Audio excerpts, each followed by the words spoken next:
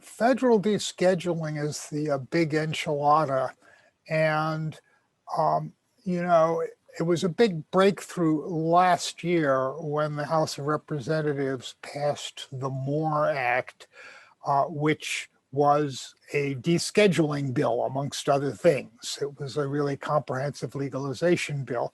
Of course, that bill did not proceed in the Senate. It looks like the same thing is likely to happen this year too. The MORE Act is back.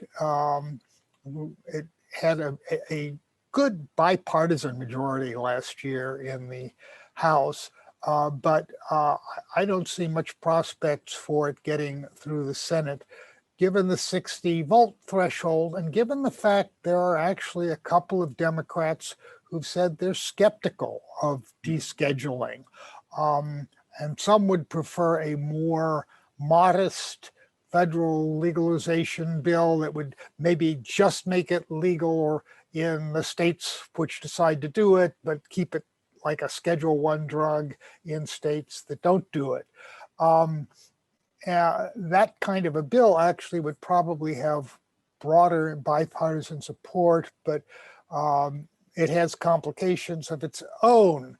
So I fear that it's going to be a few years before this happens, especially because we also have a president who doesn't support that either, according to his words.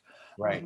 I mean, I wouldn't swear that President Biden would veto a bill if it got through both chambers, but I doubt that will happen, and I doubt the Senate will support it without some vigorous support from the president. So we're stuck with this same two-track state legal, federal illegal situation for a while to come, I fear.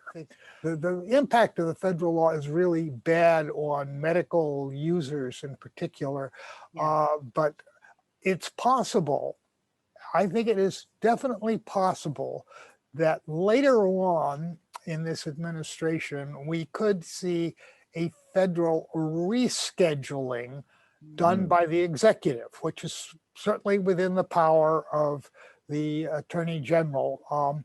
And if they turn to that, you know, then they could make cannabis Schedule 2 or 3. I mean, it really belongs in 3 if it's going to be rescheduled, because that's where dronabinol or Marinol is scheduled now.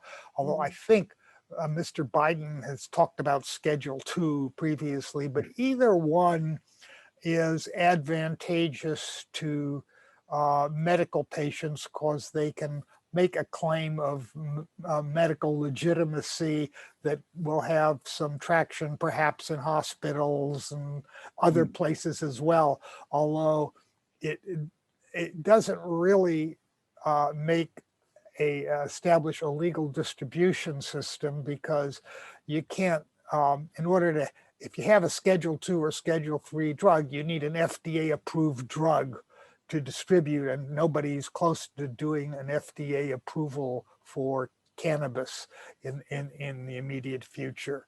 But nonetheless, it would be an improvement if the federal government did that.